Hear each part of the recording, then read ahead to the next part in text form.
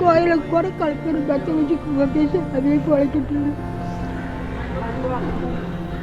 வாய் பேச முடியாத மாதிரி நடிக்கிறப்போ நம்ம அப்போ குழந்தைங்க நம்ம தெரியாது சிரிப்போம். அப்போ வந்து ஏன் மஞ்சளா இப்படி சிரிக்கிற, அண்ணன் இப்படி பேசுகிறேன்னா அப்படின்னு சொல்லுவார். 7 நாளுக்கு முன்னே தான் நான் பேசினேன் அவர்கிட்ட ஃபோனில். ஃபோன் எடுத்தால் பேசாது இருக்க மாட்டார், பேசுவார், ஃபோனில் பேசுவார், கூப்பிடுவார், என்னடா பண்ணுறா பழனி அப்படிம்பார். இயக்குனர் திலகம் கே பாக்கியராஜ் அவர்கள் வெள்ளாங்கோயில் மணியிலே பிறந்து மிக உலகத்தின் உச்சமான இயக்குனரின் இமயமாக திகழ்ந்த கே பாக்கியராஜ் அவர்கள் இயற்கை எய்தியது மிகவும் மன வருத்தத்தை அடைகிறது.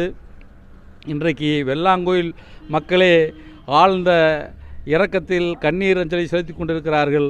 அவர் வந்துங்க இந்த வெள்ளாங்கோயில் பள்ளிக்கூடத்தில் 8வது வரைக்கும் படித்தாருங்க.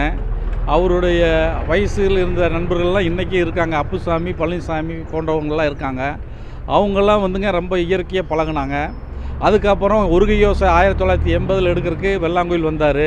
வெள்ளாங்கோயிலில் வந்து அர்த்தநாரி என்கிற மணி அண்ணன் அவங்க மூலியமாக இந்த வெள்ளாங்கோயிலில் நிறையா பேர்த்திட்ட பழகி சேனாதிபதி போன்றவங்களெல்லாம் கூப்பிட்டு போய் செந்தில் போன்றவர்களெல்லாம் சினிமா உலகத்துக்கு கொண்டு சென்று இந்த கலை உலகுக்காக மிக பெரிய அளவில் பாடுபட்டார்.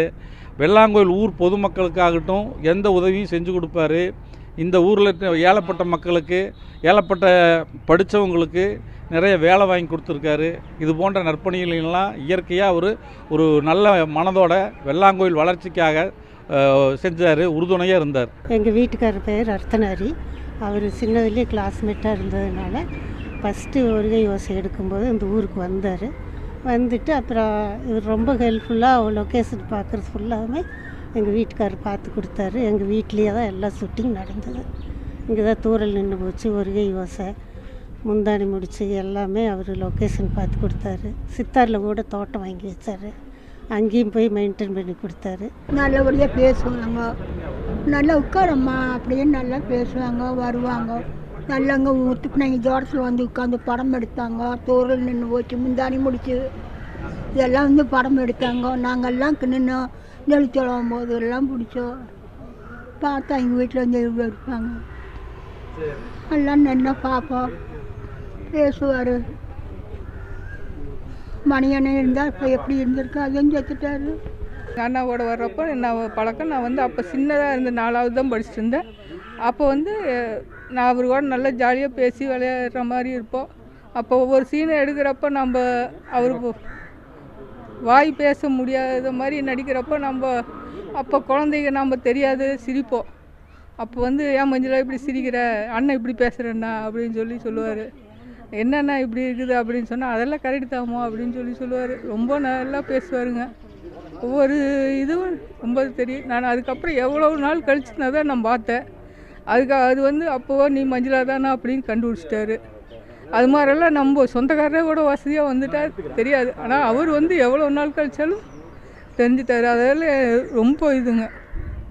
அவராட்டெல்லாம் நீ வெள்ளாங்கோயிலுக்கு ஒருத்தர் கிடைக்கிறது ரொம்ப இது.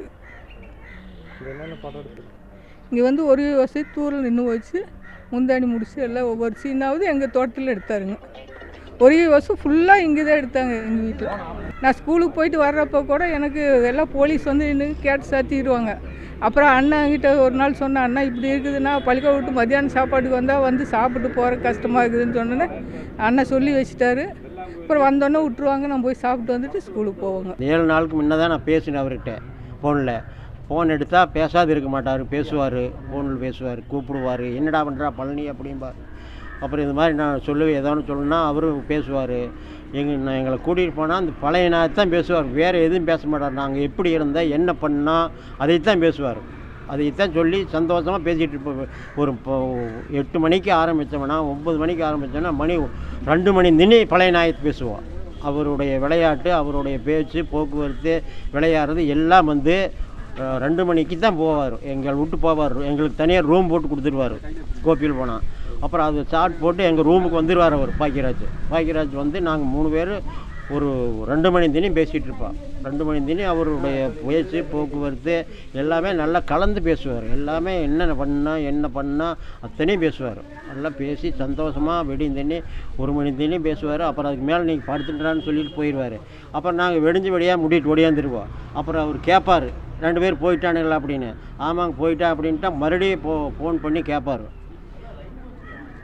அதாவது வெள்ளாங்கோயிலுடைய ஒரு நண்பரை இழந்துட்டேங்க சார். அதுக்கு மேலே எங்களுக்கு வெள்ளாங்கோயில் கண்ணீரும் கம்பளியுமாக நிற்கிது வெள்ளாங்கோயில.